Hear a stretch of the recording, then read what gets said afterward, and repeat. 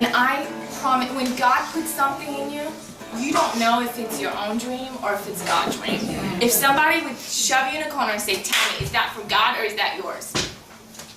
We'll see. Yeah. I was 4 or 5 years old, and my brother and I have a brother younger than me, 1 year younger, and then a brother 4 years younger, and then a brother 8 years younger. But the one that was 1 year younger, my brother Dan and I, we would pretend that I was giving my testimony, and I would tell them in Romanian really quick, this is what's going on. We have escaped from Romania, we're back to Romania, and I'm giving my testimony in church, okay? And the thing is, God miraculously took us out of Romania. Yeah. So I would come, and I forgot how to speak Romanian, so therefore you're translating me, okay? So that's what we would do, and I would just pretend I was speaking English. And he knew that the testimony was, God miraculously got us out of Romania. I am back now, excuse me that I forgot Romanian. And that was how we would play. Wow. And you know, in 2005, I got to go back to Romania with Mom and Dad in the church that I grew up in.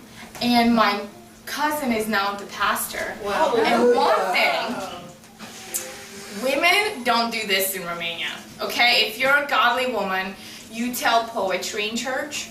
Or if you're really radical, you might sing, but you don't give a testimony because women are the weaker vessel. So for me to say I'm going to give my testimony in church and speak to the men and the women, that was pretty radical. And my cousin, when we were there, he said, Paula, I'm going to get the youth groups from around the city and around the adjoining cities. Will you speak to them? Wow. And I was not, it was so amazing. I was like in tears because he had me come in the main sanctuary behind the pulpit.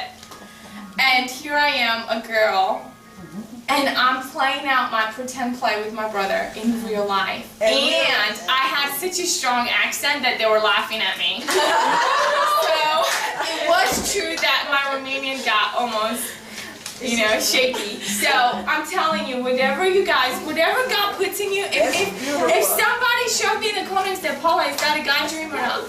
I would have probably not been able to say, well, yeah, this is what God showed me. But the Bible says that He gives us the desires of our heart. And He puts those desires in us. So here's my dad that God used to make it come to pass.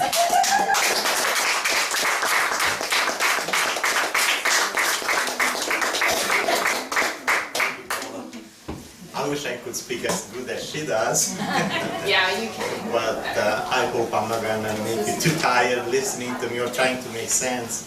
As Paula said, we were born and raised in Romania. I come from a Christian family. My father was a pastor in our location there. And he was in fact the first Christian couple, mom and him, mom and dad. Somebody, an older Christian guy came to witness in our location there, and my parents got saved. And now they knew that they have to buy a house. And it's kind of hard for me, but if you see tears in my eyes, they are tears of joy. And I cannot just thank God enough for what He did in my life. They bought a house for a church there, and it was the first night when they announced that's gonna be a program. There were people that they gathered, but not too long after, the secret police were at the door and ordered everybody to get out. First men, and then ladies. Well, in fact, in Romania, men sit on a side in church and ladies on the other side. And my parents told me, I wasn't born yet, but they made like a tunnel. There were so many guards or secret police. They made like a tunnel with batons and started to beat on them. When the ladies were to go out, my mom she was a pastor's wife, and she went first. And she put her finger in front of them and said, we are ladies, and you're not going to touch us with your batons. And they were so impressed by her words that they didn't have courage to hit the ladies. No, they took the men in jail, they kept them overnight, and that was repeated over and over, but people didn't give up. They gathered and they glorified God, and finally they got permission to have a church. So this is how the church started to be in our region there. And my father was a pastor there till he was in late 70s, early 80s. Because of their belief, people didn't use any kind of birth control, so family were weak. And in our family we were 10 children, one that died 11, and my father was married before his wife died, so he had a little girl, or 12 kids. Grew up in a small house, only 2 rooms. I remember that. It wasn't easy. I remember my mom washing by hand everything. Oh, wow. And I had a sensitive heart. I was going there and helping her and push her away as little as I was, because I couldn't see her working so hard. And in my mind was, oh God, because I was seeing funerals, young ladies dying, and little kids, orphans, crying around the caskets, and I said, God, please, I have one request. When my mom is gone, you call her home. I don't want to be around her casket. I don't want to see her going. I was always having that fear. And as I said, from a young age, God touched my heart, and my entire life was devoted to Him. I had to work hard. In my work days, my mind and my heart was on God, praying. If I was walking distances, because there were stores probably 4 or 5 miles distance, I had to go to the stores, I was praying. And I will never forget, one night I was in church. I was probably 10 years old, and there was a prophet, and God spoke to me, and He said, I have a work with you, but it's on a different land, it's not here. And I said, whoa. In that moment, in my mind came United States. I didn't know about America, anything, because as Paula said, it was communism, and they discouraged having anything to do with outside world. But in my heart, in my mind, I said United States. And from that moment, it was like a song in my heart. It wasn't that I was pretending, but I was singing. And I could hear worship and songs that after I arrived, I told Paula and I told my wife, when I told you about this. It was right in that time when I was very young, God started to give me dreams.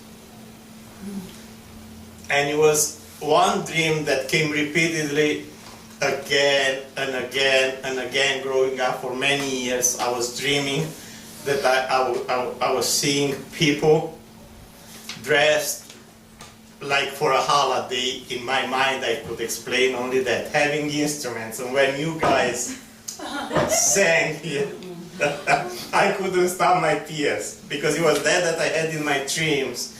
And every year that I dreamed, because it was probably once or twice a year, every time that I dreamed, I was closer and closer and closer to that crowd that was singing and worshiping God. There were no, in Romanian churches, they didn't have that word as worship.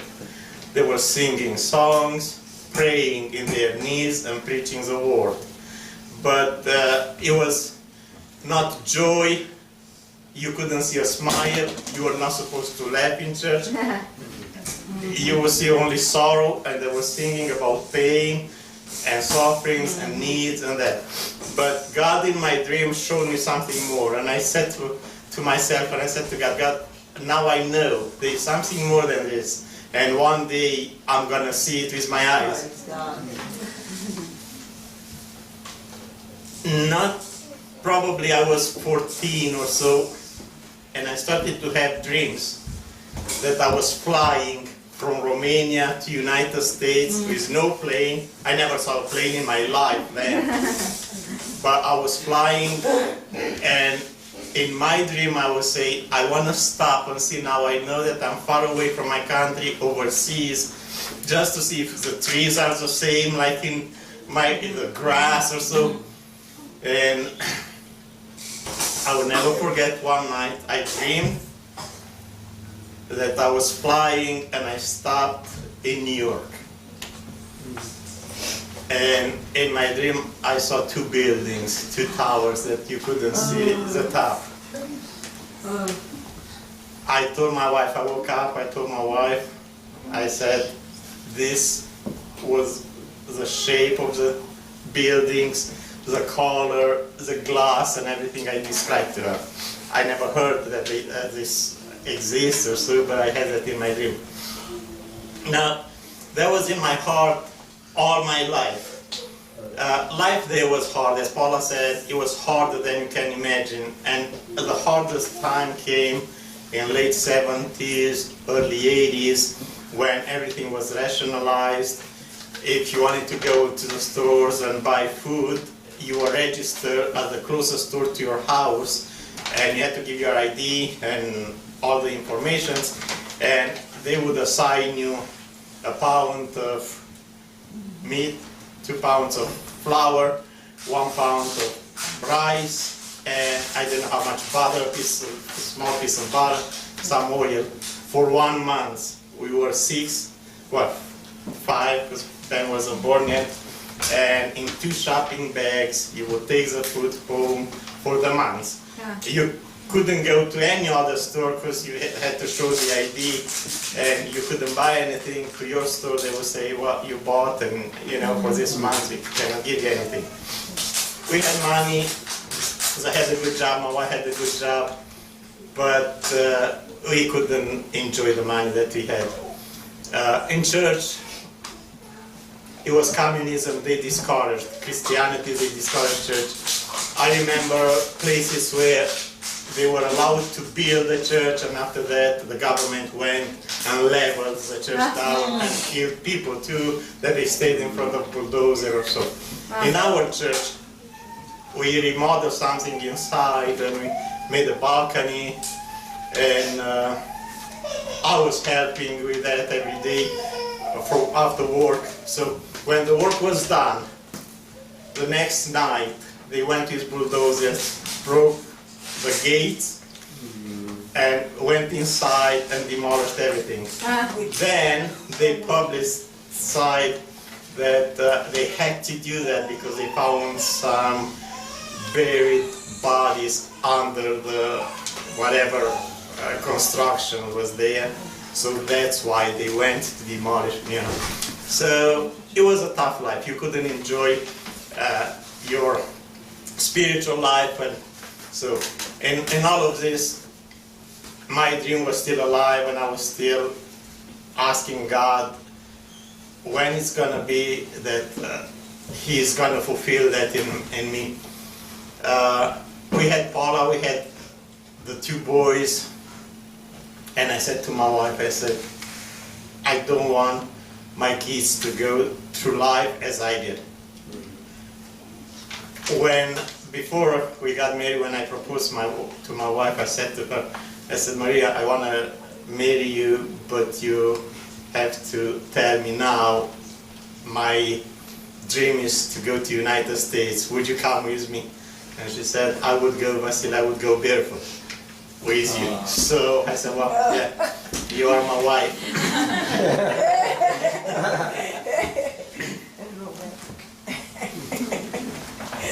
In 1981, my sister, one of my sisters, got married to a guy that used to work for Romanian Marines, and their wedding was in August, and then in October he had to take a trip to Greece, took her with him and my youngest brother, and never turned back. They came to the United States. And I said, one day I'm going to join them. It was 10 years later, in 1989, that my youngest brother, his wife, and my brother-in-law came to visit us back in Romania. They flew to Austria, rented a car from Austria and drove to Romania, and they had a plate on the car that is from Austria. I did not know that they come, it was a surprise, and it just happened that in that time I was in vacation, I had 2 weeks vacation. And when they stopped to our house, and they told me that they want to take a trip to Romania to visit some relatives, and they said, "You are in vacation, why don't you come with us?" And my wife said, "Vasile, this is a good idea, you are tired now, you should go with them in this trip." Why she said that I was tired, it was just a few months before when a lady that her husband worked with my wife, and supposedly he was a Christian,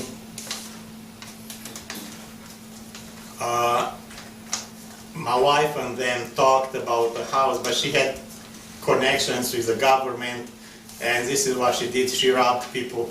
No.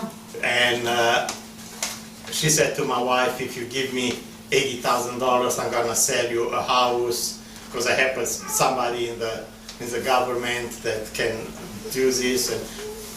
And there, it's cash. It used to be cash. You didn't work with checks or credit cards.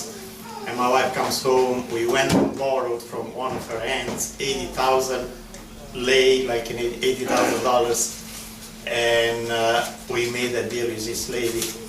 From the time we gave them the money, they didn't want to see us again, open the door or answer the calls or anything. So we didn't know what to do. We started to pray. And one day I knocked in the door, and the husband opens the door for me, and he said, "You don't come anymore to my door. If you come, I'm gonna hurt you." And I said, "I'm not gonna come anymore." So we were praying, and one day she had a dream, the lady had a dream, that her house started to be in fire, and there were cops and soldiers all around the house. And she got so scared that her knees were shaking, and she went, took the money to somebody and told them to call us and go and have the money back.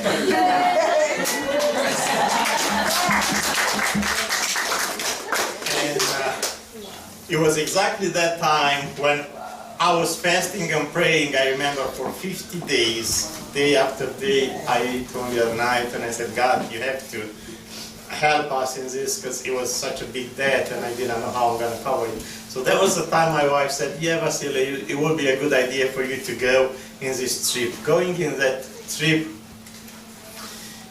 it was my last time in Romania. My brother, as I said, had a plate from Austria on his car, and he said to me, "Vasile, this is one chance you have to come with me close to the border, because they are 15 miles or closer to the border, you would be shot. You couldn't go closer." And he said, "Because I have a plate that's a different country, I can drive by, and the border between Romania and Yugoslavia, then it's the river Danube. That's approximately 2 miles wide, weighs the widest." And he said to me, "From what I heard, in that particular place where it's the widest, there are no guards to guard, because nobody can cross that. And if you have the courage to swim across, I'm going to go around, pick you up, and take you to Austria, and from there you can apply for the United States of America." And I said, "This is a good idea." He had 2 other guys that he talked with to do that.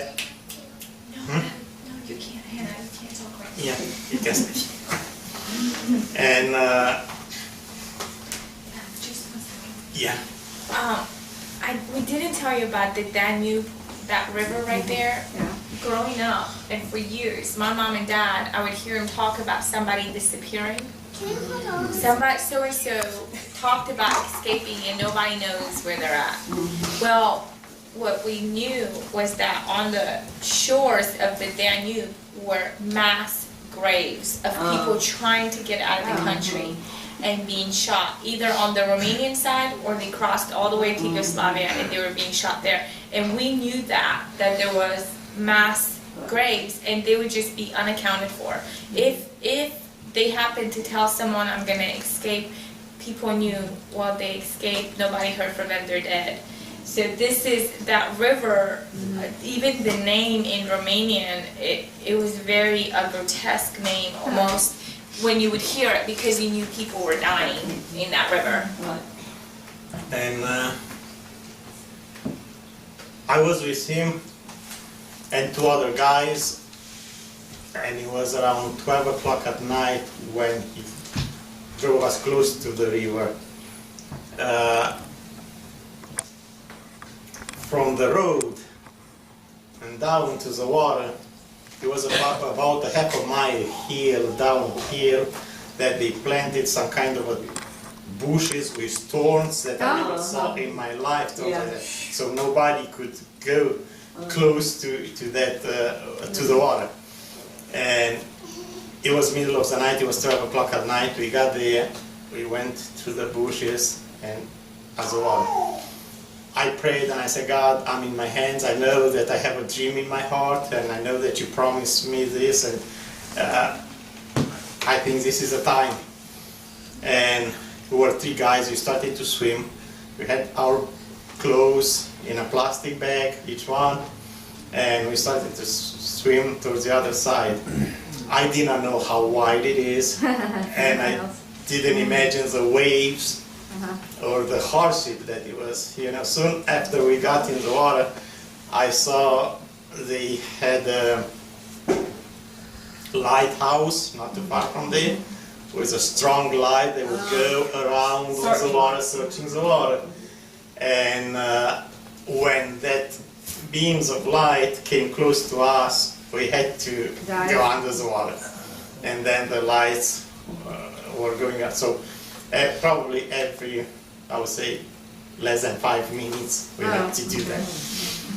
And towards the middle of it was September the 2nd. September, it's very cold in Romania. August, it starts to frost. Yeah, the frost comes, and it was a rainy time. And the rain was cold, and the wind was cold, and the water was very, very, very cold. Now, I wasn't too skinny, and I wasn't that cold, but one guy that was close to me, he was skinny, and he started to get hypothermia. That bad that his teeth were starting to beat together, and he bit his tongue. When we got on the other side, his tongue was like a piece of meat. He couldn't talk. Wow. And there were boats or ships, or, vessels that were going to the water, and if they were close to us, the waves were so big they would throw us back. And that's why it took us so long. It was 12 o'clock when we started to swim, and it was 4 o'clock in the morning. I arrived the other side. But I would say probably 500 feet or so closer, I couldn't do it anymore. And the guy beside me, he started to panic because he couldn't swim, he was frozen. Yeah. And I had a piece of thread that I had my bag tied with me, and I threw that to him and I said, hold on, and I was praying, and I was reciting the word and the Psalms, every single word from the Bible that I knew, I was speaking out. Yeah. And when I couldn't anymore, and I thought he dies right there, I felt like a hand that pushed me, and in that second, I was on the other side. Thank you, Jesus. We arrived there, we were dead, we couldn't move. It was 4 o'clock in the morning. I know I looked at the clock, it was 4 o'clock in the morning, and we fell asleep like that for an hour. When we woke up, it was 5. And I said to him, hey, we have to go and hide somewhere in the bushes because there were guards on the other side. And the other guy, because there were three, he was taken by the water somewhere far away, but he walked back to us on the other side. So we found all the three of us, and we went in the woods. They were at the foot of a mountain, and we went in the woods waiting for the car to come and pick us up. He said that he's gonna be there 8 o'clock in the morning, and if it's not there 8 o'clock, we shouldn't look for him till the next day, because daytime there are guards, but early in the morning or so it's safe to pick us up. And so we're waiting there, nobody came. So we went in the woods, stood all day. It was raining and it was cold, and our clothes from the I lost my socks, things, because the bags were broken in the thorns, and our clothes were wet. All day long in the rain, there was nothing that we could put on us, nothing, you know. And the night came, and at night he said he was supposed to come to pick us up when it is dark. So in the evening we came back to the road, waiting there all night long as the road just didn't come. We didn't know. So there was a day, 2 days, 3 days. It was so cold that we couldn't get warm at all. So what we did were the three of us, and we said, well, one of us is going to stay in the middle and the other two back to back, and we keep warm, one in the middle. Once one was warm, we would switch places, and so day and night for 1 week. What happened, they had to be in Vienna to take the plane back to United States in a certain day. They passed by us at a different time that he said didn't see us, went to Vienna, flew to United States, we were left there. So we didn't have water to drink, we didn't have anything to put in our mouths, and it was cold. I remember one night I was on the side of the road there, waiting for him to come. The other two guys fell asleep, and a wolf came, and it was big and, you know, sniffing the ground. We were here on the side of the road, behind the bushes, and the wolf was maybe 10 yards away. And I said, we didn't have anything in our hands. They were sleeping, and I said, God, protect us, and now we're in big trouble. It just went around us, went its way. The next day we went back in the woods, and we saw wild hogs, you know, not too far of distance, and the ground was all plowed by them, and it was scary. And I said to the guys, they were younger than I said, there is no hope if we stay here any longer. We don't have anything to eat. We didn't see any houses around, it was only mountain. And I said we had to go and find something. And we walked on the side of the mountain for, I would say, about 5 miles, 6 miles, and we saw a house. And we went there, knocking the door, they opened, we explained. Because it was close to Romanian border, they spoke Romanian. And we told them who we are and what we do and why we're there, and they gave us something to eat, and they said, I am supposed to turn you in. If I turn you in, I'm going to be forgiven for the taxes this year, and Yugoslavia and Romania have a pact for everybody that is turned back. Romania gives Yugoslavia, I don't know how much amount of salt, because they didn't have salt anymore. But he said, I'm not going to do that. You have to go this way, and you can arrive to yourself to a police station and turn yourself in. And I said, this is what we are going to do.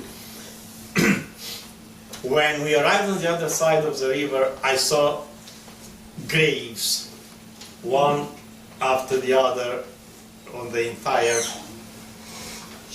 shore there. I had no idea what that is, but I heard later that the Romanian soldiers would see the people that escape coming out of the water, and they will shoot from the other side, right there, and then the Serbs would bury them in the ground. And what we did, we went on that side of the mountain to go to the police station, and I saw there were some houses far away, a woman screaming, and then a guy with a tractor and a rifle. And the only one way for us, we couldn't jump anywhere, it was that only road that so we started to run, and he was with the tractor coming after us, but it was in so many curves.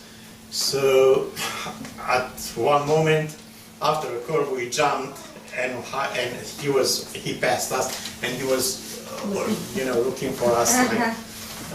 And I said, well, thank you, Lord, you saved our lives, because if they would shoot us, they would be rewarded, because they got us.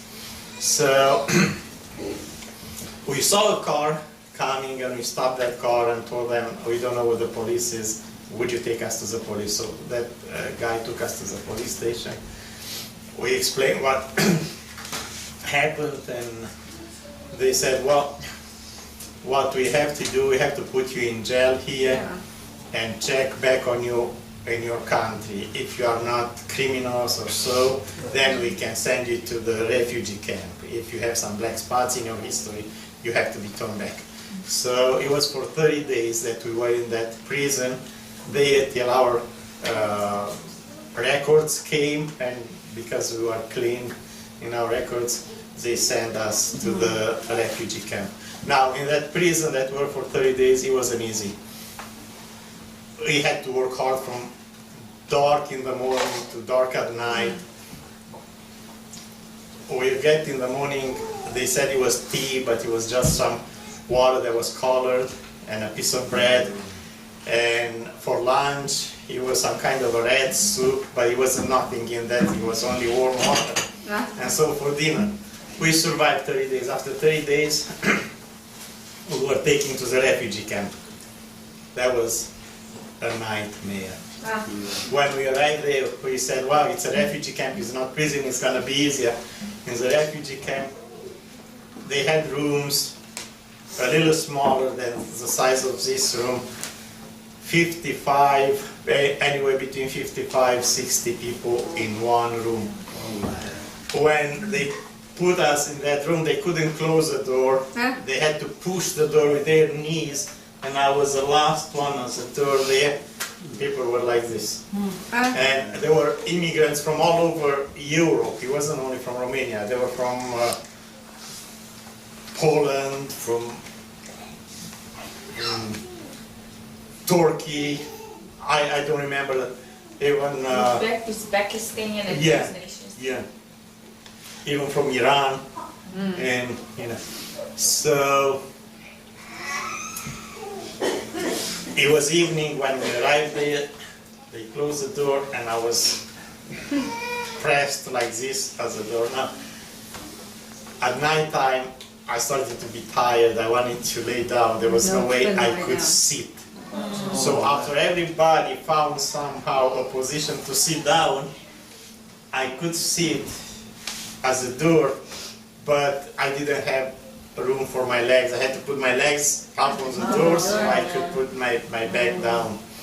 And this was for a few days and nights. In this time, they would come and call some names to send them back in the country or to send them outside because they were admitted at the interview. And somehow I could get to go towards the middle of the room, closer to there were 10 bunk beds, but they were all taken and crowded. But I remember after a few days, I got one spot under the bed.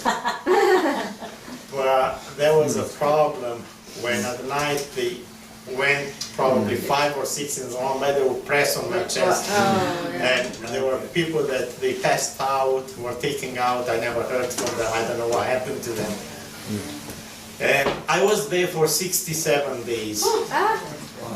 After that 67 days, they called me at an interview, and I was accepted to move on, and they sent me to a basement hotel. It was a hotel that in their basement the immigrants were put there. And it was founded and it was financed by United Nations, so we were supposed to be treated well. But there was no mercy from the Serbian authorities on any immigrants. I do remember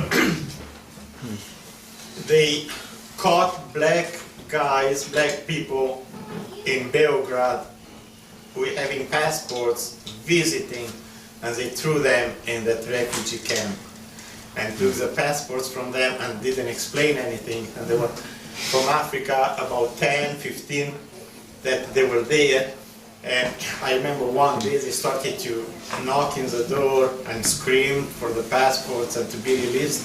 Yeah. What they did, they brought the soldiers, and it was a very small opening in the door that I could see outside, put the soldier at the table and gave them to drink. When they were drunk, brought that black people and they were started to beat on them. But I tell you, the soldiers with their boots stepping on their faces, it was blood all over. And it was horrible.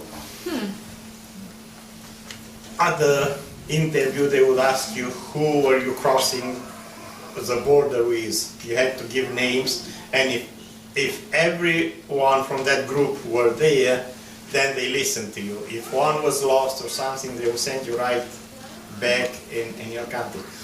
And I remember there was a group that came from Romania, and it was a young lady in her mid-20s, and she was crying like crazy.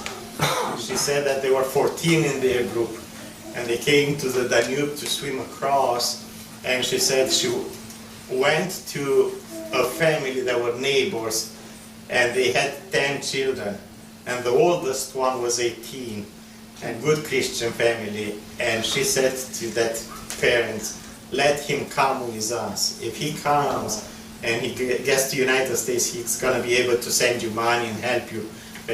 So the mother said, I cannot let him go. He is the only helper that I have around. All the other are very little kids, and if he goes, I cannot do without him. And she said, I take responsibility for him, and he will be okay. Let him come with me. And so they arrived at the river. They started to swim, but there were some places where the water goes around, and they were taking in that. And 14 hours they were swimming around that. And it was foggy. They did not know now which way to go. They were lost, messed up. And she said, one by one, lost their strength and went down. And she said, I heard the boy screaming my name, and he said, I'm done, I cannot do it anymore. And he was drowned, he died in the river. So she was crying, and because people were from that group were lost, they were supposed to be turned back. And she was yelling and said, I cannot go back to that family telling them that the boy was he lost his life. And it's like I see even now when they took them all by force and put them in a bus and sent them back in Romania. Now after 67 days I was released in that basement as a hotel. It was winter time. It had two doors like a barn, but inside the ice on the doors from the condense and the cold, the ice was so thick. And it was about so many people like in a refugee camp. You didn't have a bed, you couldn't have a night to rest or anything. And my time came to go to the interview for the United States with an ambassador from the United States. Came for the interview. But right in that time the government fell in Romania, they killed the president. So when I went to the interview, they told me, well, because the communism fell and there is democracy, you have to turn back in Romania. So I said, now God, what? Where is my dream? What's going to happen to me? I don't want to go back. And I remember now, it was a guy, a young guy, came to me. We didn't know each other. And he said to me, God is telling me that you're going to go to United States. And I said, how? I was rejected as an interview. There is no hope for me. I have to turn back, to go back in Romania. And I started to doubt, and I said, God, I know you spoke to me, but why is this? So one day I was praying, and I had a Bible with me. And I said, God, I don't know what to do anymore. I'm going to open the Bible, and I want you to speak me through the Word. And where I'm going to open and put my finger, I want to put the finger on the word ahead. If it's the word ahead, then I know it's from you and I'm going to go ahead. But otherwise, I know that I have to turn back. I'm going to go back to my family. I open the Bible, and it opens in John chapter 10, verse 4, where the shepherd goes ahead. Oh Lord, what am I? Dad, can I interrupt? Yeah. If you go back to right after my dad left, he told us goodbye. He asked all of the kids what we want for him to bring back from his trip. So we all had a list. Dad was coming back, and even in his mind, he was coming back. So he said he was supposed to be gone for 3 weeks. 3 weeks come and go, and now Romania did not have cars. Maybe one person in, I don't know, thousands and thousands had a car. Same thing with a phone. Phones were not, we didn't have a phone yet. At the time, my aunt had a phone, but very few people had phones, so we didn't have phones. Here, he tried to call my aunt the day that he decided he was going to escape, and he couldn't get her. So he went ahead and escaped. My mom, all of us, including my mom, we were waiting for him to come back 3 weeks later. Well, around 3 weeks, 2.5, 3 weeks, I come home from school, and there's a gentleman at our apartment looking for my mom. And I said, well, my mom's at work, but I'll take you to my aunt's house. Here, he's the father of one of the guys that escaped with my dad. Oh. That's how we knew. He had traveled 24 hours on train to come to my mom to see if my mom heard anything about them. And see, that's the first time my mom heard that my dad's escaped. So now, it was so long that I was in prison and refugee camp, and I couldn't communicate with her. 3 months. And people from around, they heard that I was crossing the river, and they said that they heard that I died in the river. So they came up with all the stories to them at home that I'm dead, and they should plan a funeral. Oh my and there were some people from church that were good Christians. They said, Maria, why don't you dress in black and mourn for him because he is dead? And she said, no, my God tells me, and in my heart I know he is alive. So the first time, it was 3 months, a little over 3 months, I could give her a call, and I called at her sister's house, and it was 3 o'clock in the morning when my turn as the phone from the refugee camp came, and she started to scream, I know it's your voices too, and you are alive. So and she's expecting. Which she didn't know, and he didn't know when they said goodbye, that she was expecting her fourth. So I was supposed to turn back. God told me ahead, and I made an appeal to the United States of America, and I got the answer back, because there is democracy in your country, you have to turn back. So my only chance was to escape again from Yugoslavia in Italy, because in an American embassy in Rome, they were still taking applications for engagement. It just happened, same day, September the 2nd, in '89, 12 o'clock at night, I crossed the border between Romania and Yugoslavia. It was September the 2nd, 1990, 12 o'clock at night, when I was on the border between Yugoslavia and Italy. And I crossed in Italy. There were other 2 guys that came with me. We crossed the border there. By the border was a road, we had to cross that road. When we jumped over that road, the lights and the car is carabinieri, the guards, Italian guards after us. Don't move, don't move. We had to froze. So they came, who are you? And they started to speak Italian. Now, because I'm Romanian, and between Romanian and Italian is such a close, you know, I understood their words. And they understood me when I was talking. And they started to search. In my bag, I had a pair of undergarments, and I had a Bible. And it was 12 o'clock at night. They went to search our stuff, and one of them took the Bible.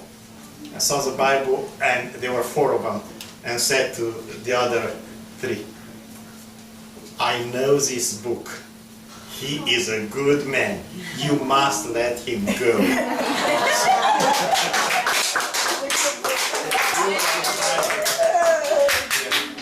So, the law is there that you have to be 300 miles away from the border not to be turned back. So they explained us what to do. Take this road, and he said, make sure the cops won't see you. And then you take the train, go to Udine, a town that's 3 miles away. If you get there, you are free. So this is what we did. It was middle of the night. We were trying to hide somewhere till morning. The town there on the border, it's an old town, Udine, with buildings and gates, iron gates. All the gates were closed. We couldn't go anywhere.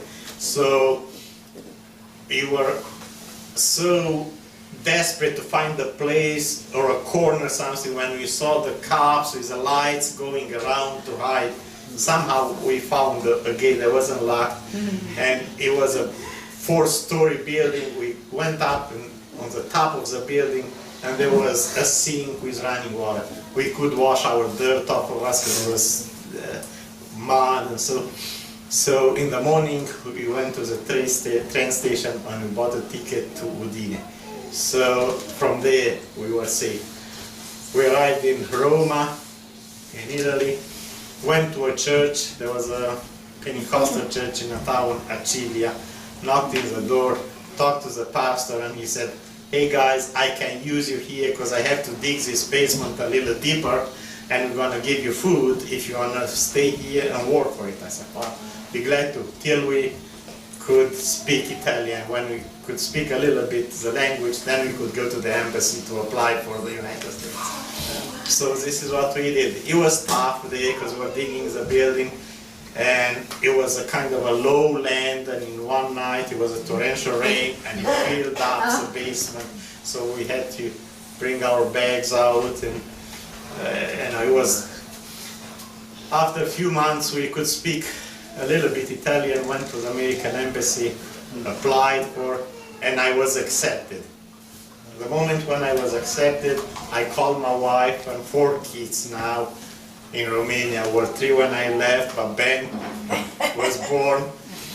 And I said, Maria, do whatever you can and come to Rome. And she said, there's no way they won't, but she said, I'm gonna try. I said, I had a friend that was in army with me when I was in Romania, and he used to work for a traveling agency, and I said, go to him and ask him to help you to buy plane tickets for you and for the kids to come to Rome. There was no hope, because the guards and security was so hard on them that one from a family could fly, or even that there was democracy. They wouldn't allow 2 from the same household, so they knew they won't turn back. And I was praying, and a guy prophesied over me, and he said, in very short days your family is going to be here. And I said, oh Lord, how? So she went to one of my brothers and said to him, hey, I need some help with money. The tickets from our city in Romania to Rome, the flight was about 3 hours. Yeah, but what happened was Dad called my mom and you said, okay, I'm accepted, but the family has to be here in March, and this was like January. And my mom started telling her mother and father, by March, God's getting us out of Romania. And my grandmother said, Maria, you've been through so much stress, you've lost your mind. And my grandma came to me and said, talk some sense into your mom. Her mind is gone. Because my mom kept saying, we're leaving. By March, we're leaving. So one day, Mom was out about the center of the town, and this really beautiful, prestigious hotel was advertising, because now the communists had just fallen, the first class tour of Italy from Romania, from my city. So when she went inside and she asked one of the guys there, tell me about this, how much would it cost for 4 tickets? And he looked at her and he's like, 80,000 lei, which is like $80,000. And that's when Dad said, go to my brother. And my uncle had been saving for a business, and he gave her that cash. But let me tell you this, when Dad was in Yugoslavia, after he got out of prison, he started sending us some care packages. And in Romania, if you had sugar, you had maybe like half a pound of sugar once every millennium, or whatever. Easter and Christmas, you could make cakes. You did not have cakes and brownies like here. You know, like that. So sugar was very, very, very amazing, and people were skinny there. They didn't have weight issues like here. So my dad sent us from Yugoslavia. You know what Nutella is? That hazelnut chocolate cream. Yes. But it came in a half gallon. So he sent us a half gallon of this thing. We had no idea. You take it with a cute knife and spread it on a cracker. My mom had been through a lot, pregnancy, then she had 4th kid. So to make herself feel better and us, we would sit down with the big half gallon and everyone a spoon. And that became the first time in my life that I knew chocolate could solve everything. We would eat it with a spoon out of this bucket. So by the time, and then so we're eating Nutella meanwhile while this all is happening, and we have to go get pictures for passports. And I will never forget going in with Mom to that place to get our pictures for the passports, and the people treated her so horrible.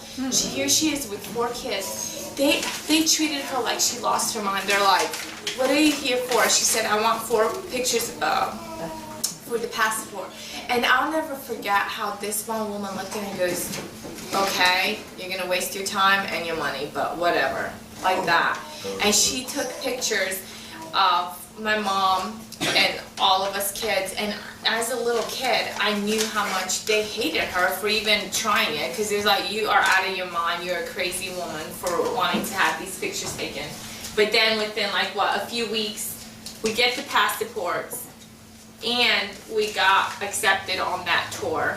Yes. And it was March 1st when I had that word of prophecy, in very short days, your family is going to be here. And it was March 19 when I went to meet them at the airport. Napoli.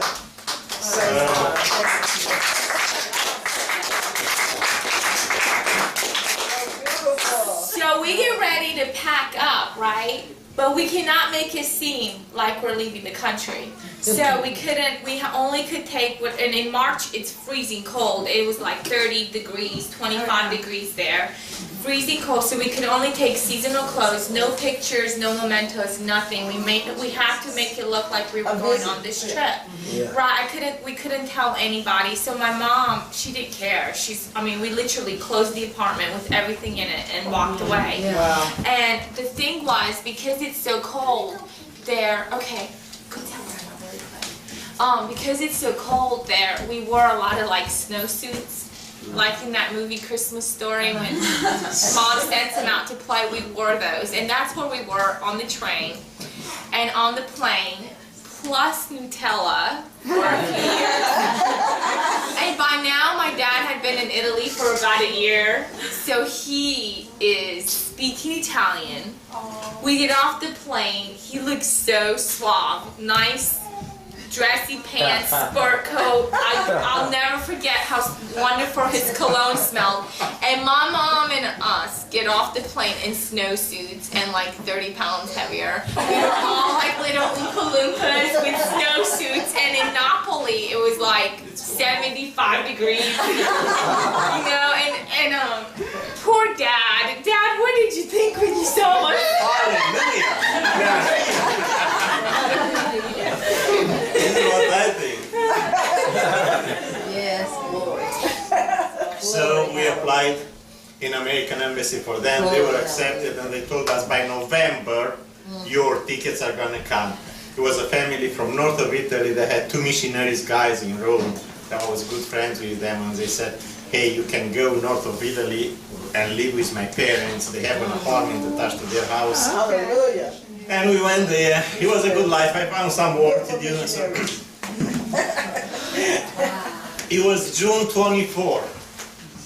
I come home from work, and everybody's at the table because we were eating dinner together with a family there in Italy. And at the table, plates in front of them, and they're all sad. And I said to myself, this doesn't look good. What happened? And I sit down, and everybody filling my plate. They eat, eat, eat. I said, tell me what happened, tell me what happened. Nobody says anything, just eat, eat, eat. And I look at my wife, and she started to cry. So in that second, I said, oh God, please don't let be my mom that is gone. And I looked at them that second till I got the answer from their mouth. It was like an eternity for me. It was so long. And I said, tell me. But I said, God, please. And nobody said anything. And I said to my wife, she was wailing. And I said, my mom? She said, yes. I said, oh my God, why? She was 67. She had a heart attack and she died suddenly. Now, I wanted to turn back to her funeral. I couldn't because I didn't have a passport. I was taken by the embassy. I didn't have any IDs or anything because I was waiting for the tickets to come to fly to the United States. They would give me an ID.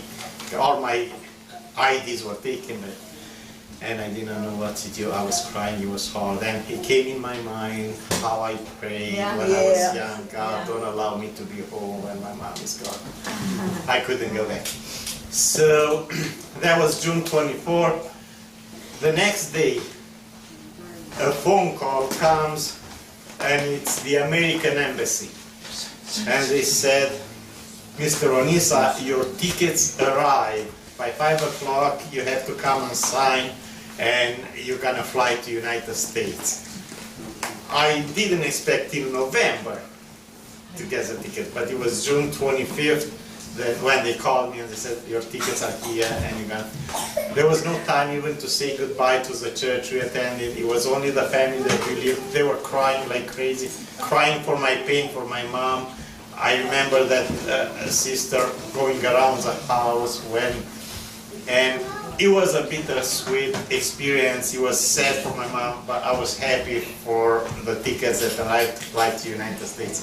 The day I was flying from Rome to United States, she had her funeral there. So it was an experience. Yes. It was so wonderful because he couldn't even breathe. It was like the death of his mom was swallowed up even in victory in the way because we were on the plane to come here, and it's a bittersweet memory, but she would have been so excited to know that that was the day that we were coming. So we arrived here. There you are. Yeah, we arrived here in Pennsylvania. There was a Catholic church that came and gave us $600 to have some money to start life with. Well, what did we buy? Chocolate.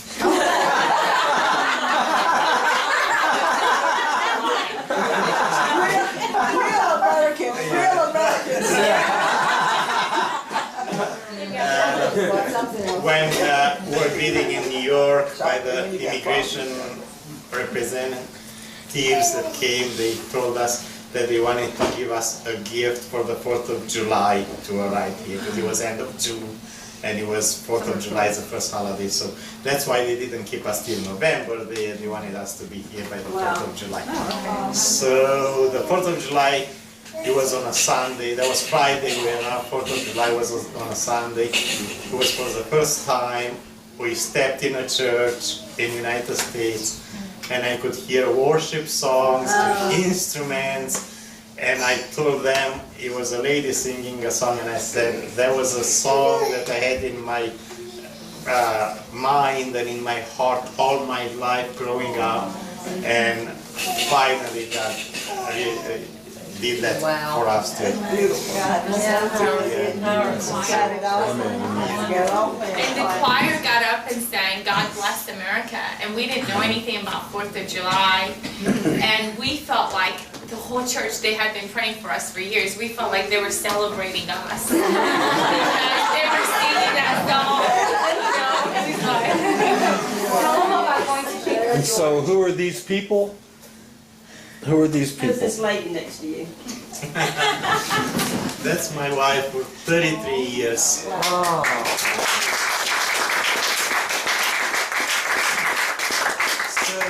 shortly after we arrived here, my youngest brother that was here, he came ahead of me, said to me, Vasile, I'm going to take a trip to New York. Do you want to come with me?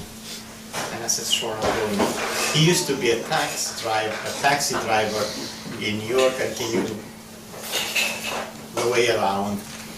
And he said, well, let's make a stop here somewhere. So he paused the car somewhere and took me, and when I looked, I froze.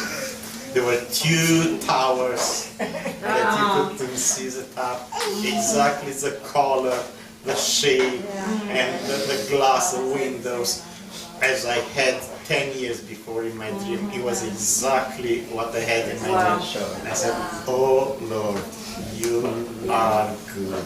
Yeah. There was the Twin Towers. When that thing happened, 9/11, I was heartbroken. There was one thing that it was dear to my heart. And it was hard. It was hard. Where are your other 3 children, brother? They're all in Daphne, all 4 of them. They came to school. We came to Pennsylvania 1991. They were little, grew up, finished high school there. And Paula was the first one that found about Brownsville School of Ministry, and she said to me, he was 9 years old when she went to the altar, got baptized with the Holy Spirit, and she comes to me crying and said, God called me to ministry. And I said, okay, Paul, I'm going to do the best I can to help you. From that moment, she knew that God is going to use her in ministry. When she finished high school, she heard about Brownsville School of Ministry, came to visit. It was a revival going on in the church. And she said, Dad, this is what I want to do. I'm going to go to the RSM. And I said, Paula, it's a school of ministry. I wanted to go to a good college. I wanted to become a doctor. My dream was in my life back then in Romania to do something good, but because I was a Christian, I could not go higher than high school. They discouraged Christians to be public speakers or to have to do anything with public, not to share their belief or their faith. And I was torn back when I went and I applied for to become an officer in the army. I was the best. It was 1,600 people that they competed for a few places, and I was the best of all from them with the results that I got.